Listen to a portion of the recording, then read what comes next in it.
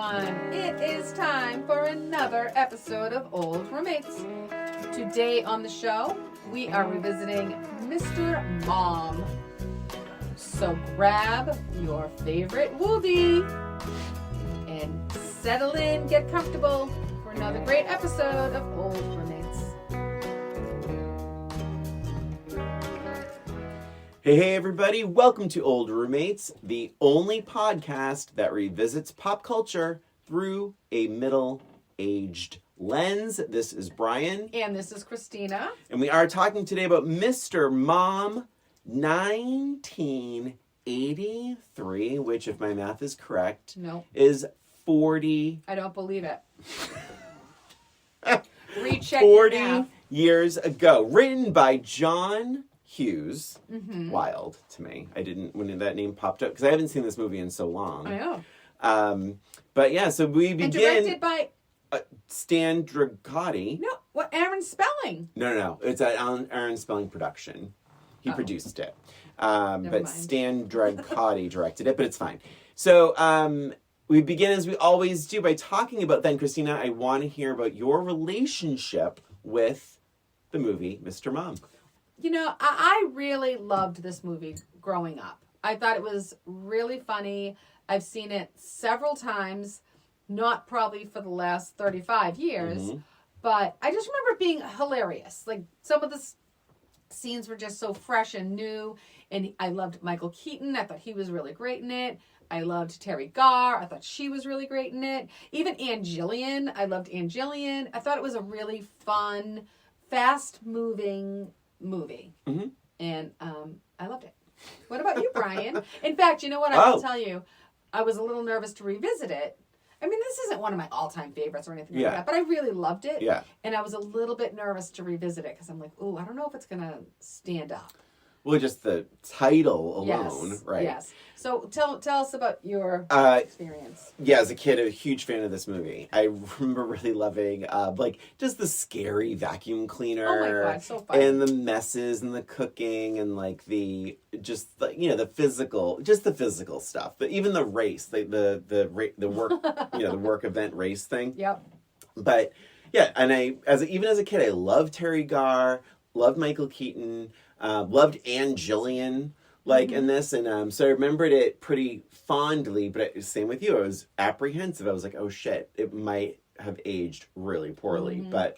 I had Money Pit vibes. Let's see how it goes. Cool, I well, I had 3 Men and a Baby vibes, because we've talked about that, where we don't talked a little bit about this with our baby boom episode, where it's like, oh my God, it's a baby, I don't know what to do, and... I was afraid for this movie for that reason. Oh my gosh, how will a man ever be a father? God forbid. So let's dive into now. Christina, when did you rewatch Mr. Mom? I watched this movie actually not too long ago, a few days ago.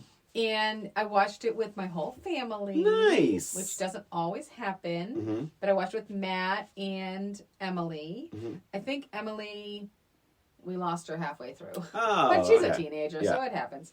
But yeah, we watched it a few days ago. And I have to say, I really enjoyed revisiting this. Mm-hmm. I thought I forgot a lot about it. I forgot a lot about the setup. There was a huge setup at the beginning with him at work. I don't remember any of those scenes with him at work. Christina, same. I don't remember that car ride. I don't remember that Christopher Lloyd trying to jump out the window for disability.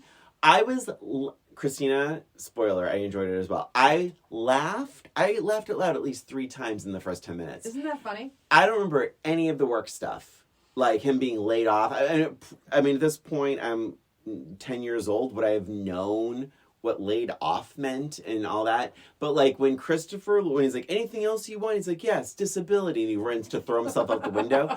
Hilarious. And I was truly laughing out loud. The Rocky conversation. Oh my God, they had so many pop references. I know. Was his manager dead or alive? Rocky comes up a lot in this movie. Mm-hmm. They even play the music at one point. So and Jaws. Two movies that we have revisited.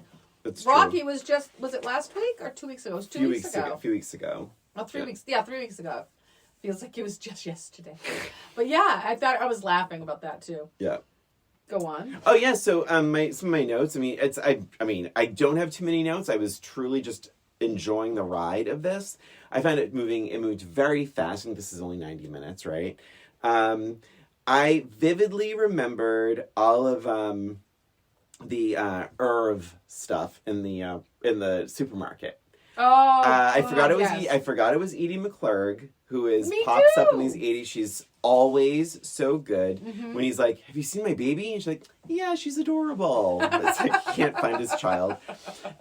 When Irv has to he's like, "Clean up and produce, Irv. Hey, Irv." And then it's like, "Irv, how much for these maxi pads?" Oh my god. She's like, "Oh, I think they're on sale. Let me check with Irv." I was like, "Irv, don't worry about it." Just funny. I kept laughing and laughing. Me too. And I even remembered a lot of he's married, so were we once. Yep. I enjoyed it too. It was surprisingly held up.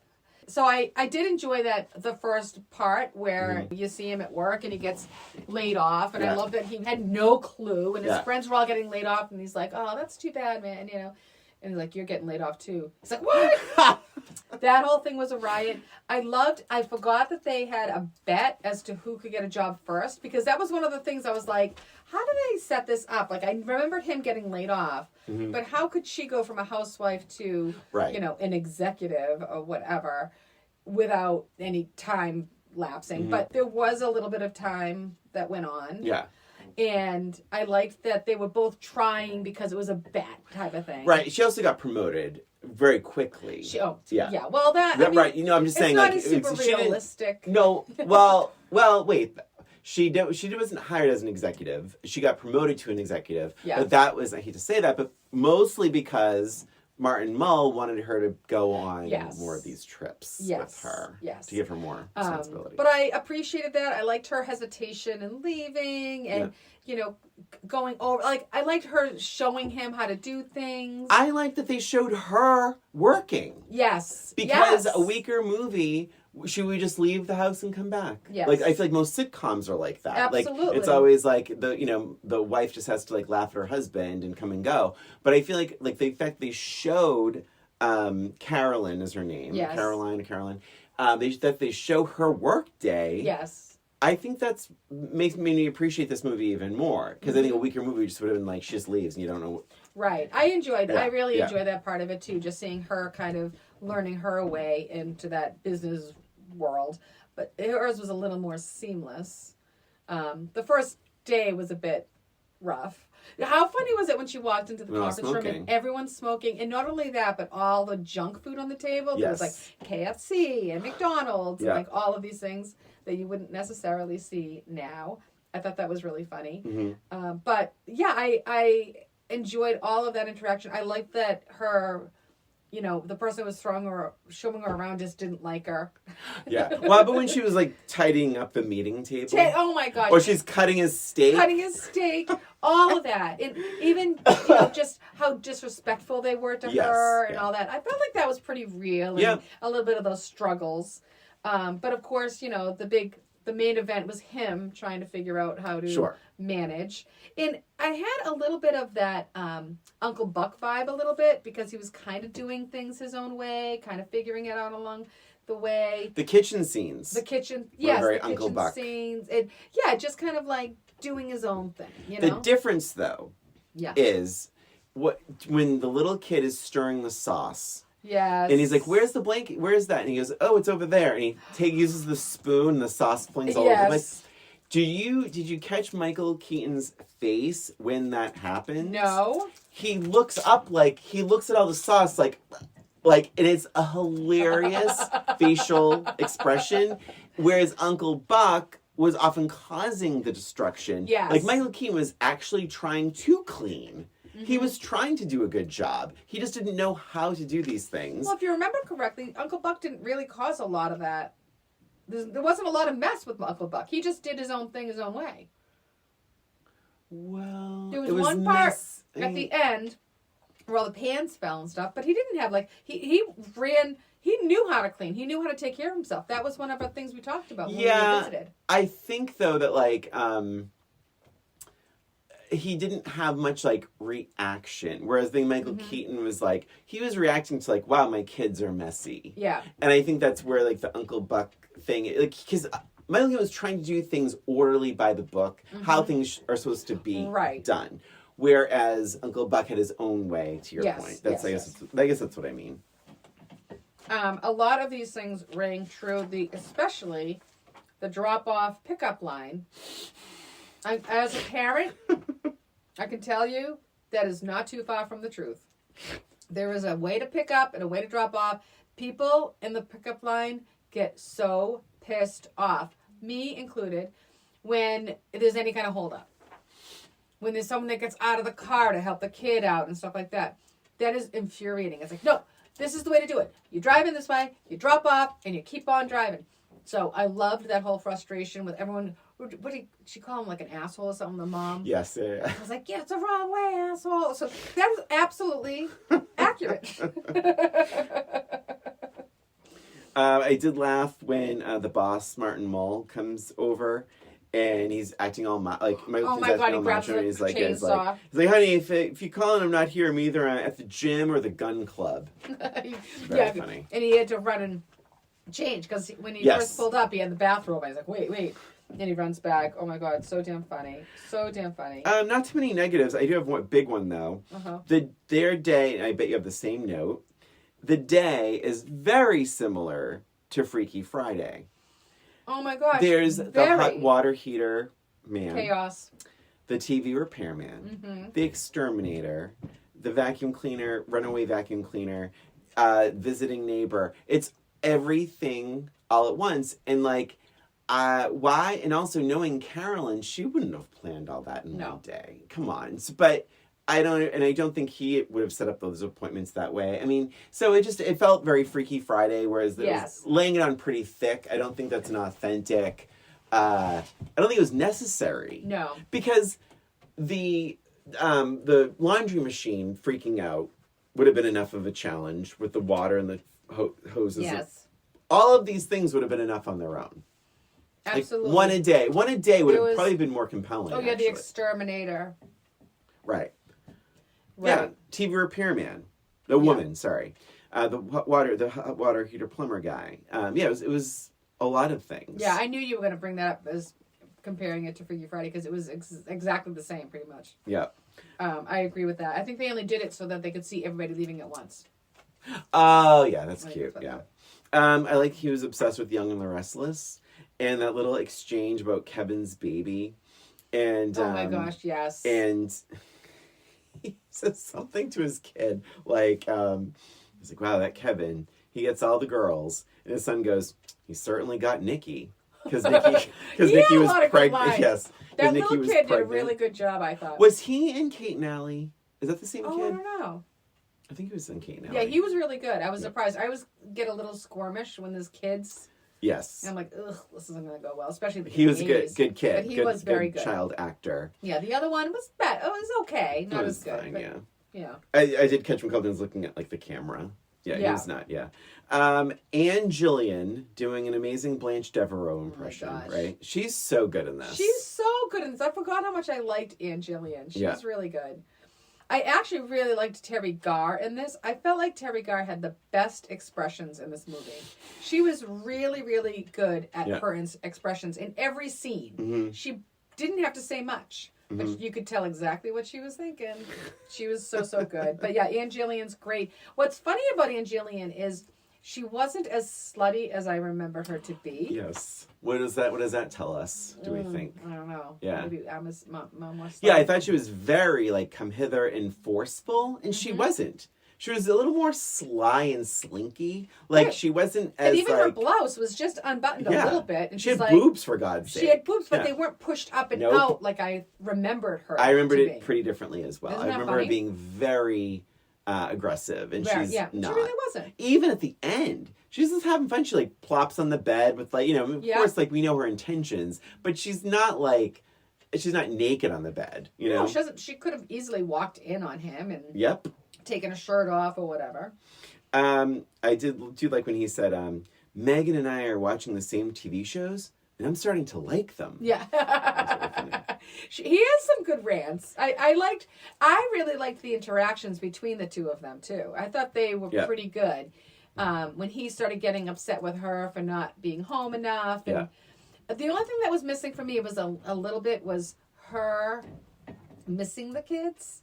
Like, I felt like there wasn't enough of that. Yep. I understood why, but it would have been a little bit more realistic if she felt like, I really, she says it at the end. She does say it at the end. But it's a little tacked on. But, someone in a new job, she's been with these children every day for whatever many years, and now she's in the workforce and not seeing them at all and going on business trips overnight and things like that. Like, that is a lot. I think there would be a maternal thing going, oh my God, I miss my kids, or calling in to check on them and stuff like that. I mean, I know there's not enough time to do that and all that, but I wish there was a little bit more. Like, even when she came home from a business trip, this kind of irked me a little bit, where she had this long day. She's like, oh my God, it was like the longest day of my life. And so what does he do? He gets up and lets her do the bath. He just ends up leaving. It was subtle, but she came in and she started continuing with the bath of the two kids. Oh, okay. And I'm like, she just literally just came in. She's still dressed in her work clothes. And I didn't catch that. That's funny. Yeah, well, I caught it because I'd be like, excuse me, let her get dressed. I remember when please. she's laying on the sofa in front of the fireplace, exhausted. But I think it would have been a nice opportunity for her to be like, oh, I've missed you guys. Let me take care of the bath. Yeah. That's all it would have taken for me. Yeah, that's a good note. Yeah. To just say, oh, she did miss them. Yeah. That would have worked well for me. Oh my gosh, excuse me. I loved the the dream sequence. Oh my God, I love that. That's when you know it's good, because you know it's a dream right off the bat. Mm-hmm. And you don't even mind that this has nothing to do with the movie. No. Because it's so funny. It's fun. Like when when Joan says, I'll be right there. And it's like it's like the second the phone hangs up. And even him in the dream is like, what? And then when Martin Mull says, tough luck, Jeff, because he gets, basically shot. Oh, yeah. And he goes, Jack. And he goes, you bet. Martin Mull was good in this. Very good. One thing I thought was funny when we were talking about when he changed into his construction clothes and had the chainsaw and everything. Mm-hmm. He's like, you want a beer? And then Martin Mull's like, it's 7 a.m. Scotch? But what's really interesting, he goes, oh, no, not during working hours. But a mere 10 minutes later, he's on the plane. Drinking. Yeah. So I just happened to notice that. Well, even the limo pulls up, right, and he's holding a champagne glass or wine yes, out the window. Yeah. So I wrote. So I'm be honest, I don't have a lot of notes, but I love the punches. I liked when Terry Garr punches Martin Mull. It's a really great punch. Mm-hmm. And when Michael Keaton punches Jeffrey Tabor. Oh my God, I'm so bad right now. But that was great. And I liked when he's like, "Don't talk to my kid that way." Like, yes. that. Yeah, I'm gonna punch you, Yep. because he said, "I'll punch you." Yeah. Yeah, exactly. I really liked those too. I mean, it went along at a pretty good clip, but I felt like they packed a lot into those, every aspect of it. I love the fact that he turns into basically, don't be offended anybody, but like a housewife. He has the ratty shirt every day. He's not caring about his appearance, that kind of thing. And then she calls him out on it. She's like, look at you. And that whole like little fight between the two of them. And he's gained weight. And he's gained weight. And he's like yelling at her, but because she's not around. And, I liked that whole change. Yes. It wasn't just him being bad and improving and being good. He was like, I like that little slump in the middle. Mm-hmm. I like the friend. I forget what her name is. It's the one who was dressed up as E.T. Oh, yes. And she's so funny. And she was the one that was babysitting. And it is funny because she consistently gets told to like be quiet or shut up or whatever. And I wish they almost did more with that. Because like she's trying to help him. And when Martin Mull answers the phone, she's there for that. And like she tries to say sort of something like to be more involved, and he just shoots her down. But that was pretty funny. Yeah, very funny. But I'm gonna be honest, I only have notes about the ending. Well, I have some notes about the picnic. The Yes, yeah. I thought that was really well done too. I really liked it. It kind of surprised me how well done it was, because I feel like these types of things have been in movies over and over and over again, and they weren't done as well. Yeah. Or it's predictable, or they do the same things over and over again. Yeah. I loved that when they're driving up, they see this beautiful house, and he's like so negative and jealous. Yeah. The kid goes, "Wow, look at that house." He's like, "Yeah, it's probably mortgaged to the hills." And then she's like, "Not this one. It's his great grandfather's built it." And he goes, "No, a hand-me-down."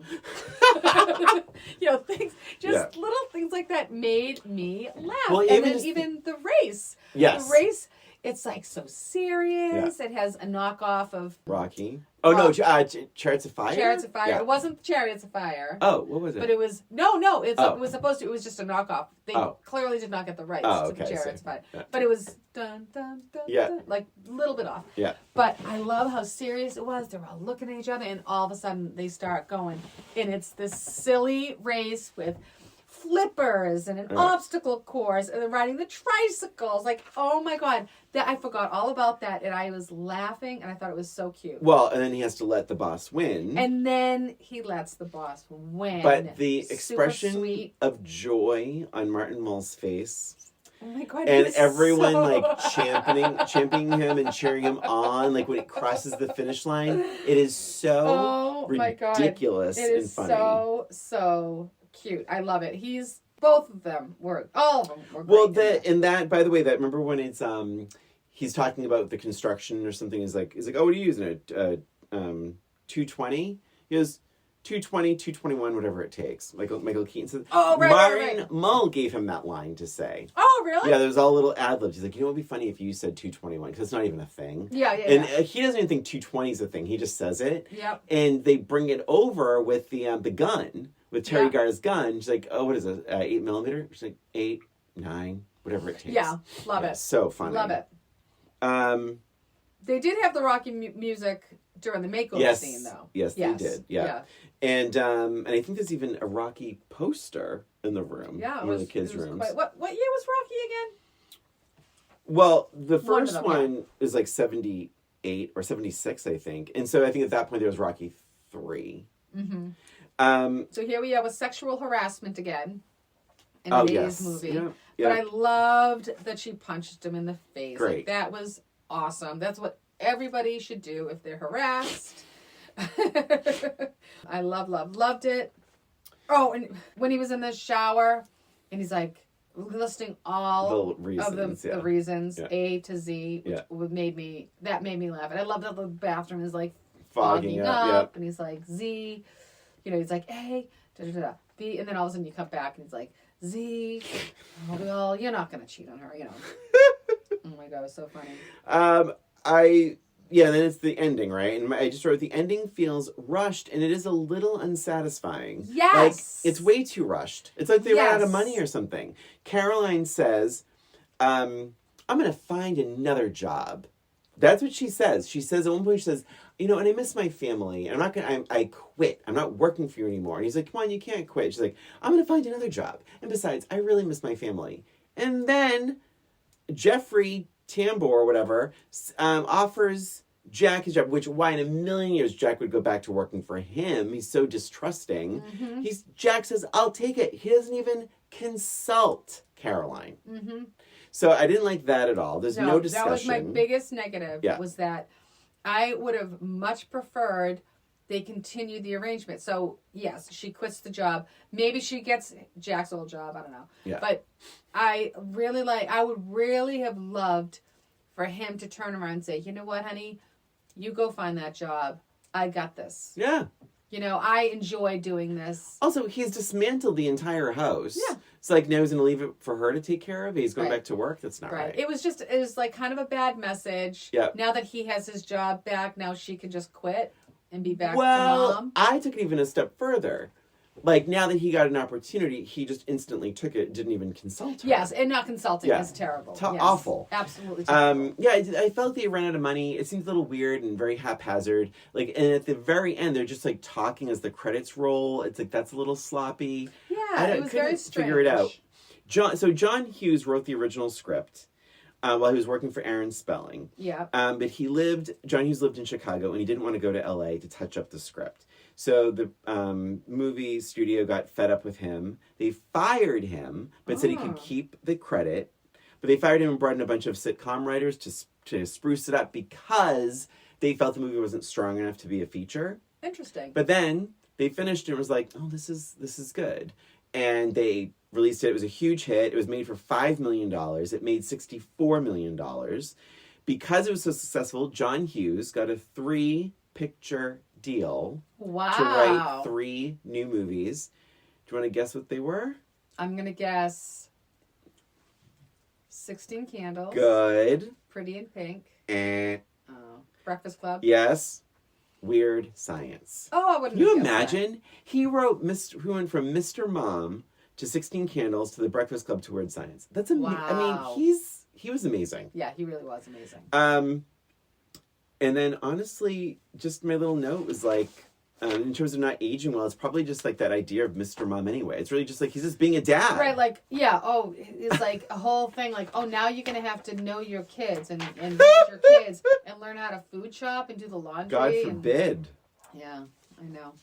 But yeah, I really enjoyed it. So Yep. what do you think? More or less of the same? More. Me Because too! because I think it's so entertaining. It's really light, but the stuff that made no sense to me as a kid is really funny now. Yes. So And it is still funny. It's not just nostalgic funny. no, it's This not. is Yeah. a really funny movie. It Yeah. held up. It was It a did. strong movie to hold up. I really, really enjoyed it. And I do think like they gave Terry Garr enough to do, and where a weaker movie wouldn't even have bothered. So I Yes. appreciated that I also appreciated the fact that she was successful in her job because of her experience as a mom. mother. Yeah. Like, I loved that she came up with that idea.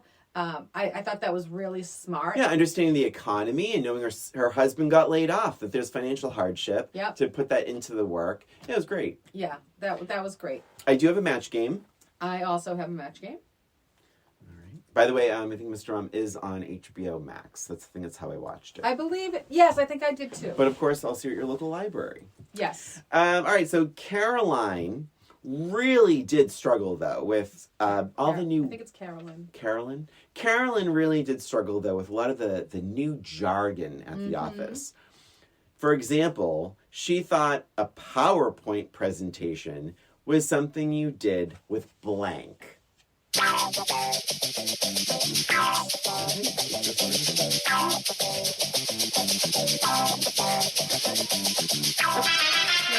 Ding.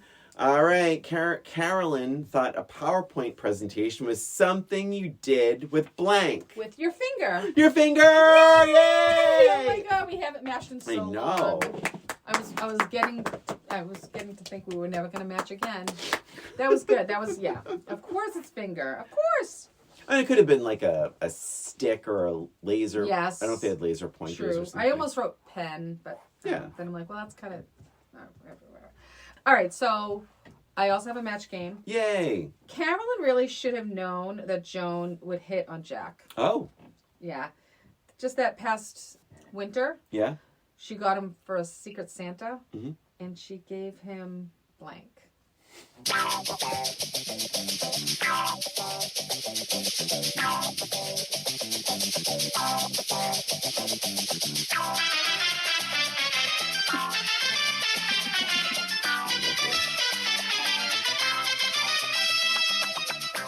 Ding.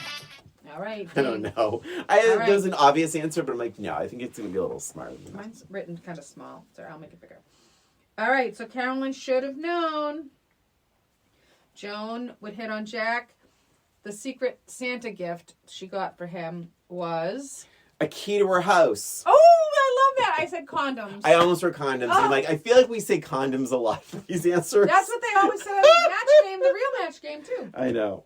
Yes, of Oh course, my God. condoms. I just think because they're neighbors, it's like, it would be her innocent way of That being like, is- just in case I ever get locked out of my I love house. it. Yeah. If I was going to have an affair with my neighbor, that's Yeah. what I would give him. So for the Secret innocent. Santa gift. So innocent. So that's that. That was Mr. Mom. What a great revisit. That was a really fun visit. I agree. Highly recommend. Yes. And that's it for us and for this episode of Old Roommates. Thank you for listening. Please remember to follow us on Instagram or YouTube, where we have our episodes as well as a little extra. And if you have any questions about our show, any suggestions for movies we could revisit, reach out to us at oldroommatespod@gmail.com. Thanks again for listening. This is Brian. And this is Christina. Until next time.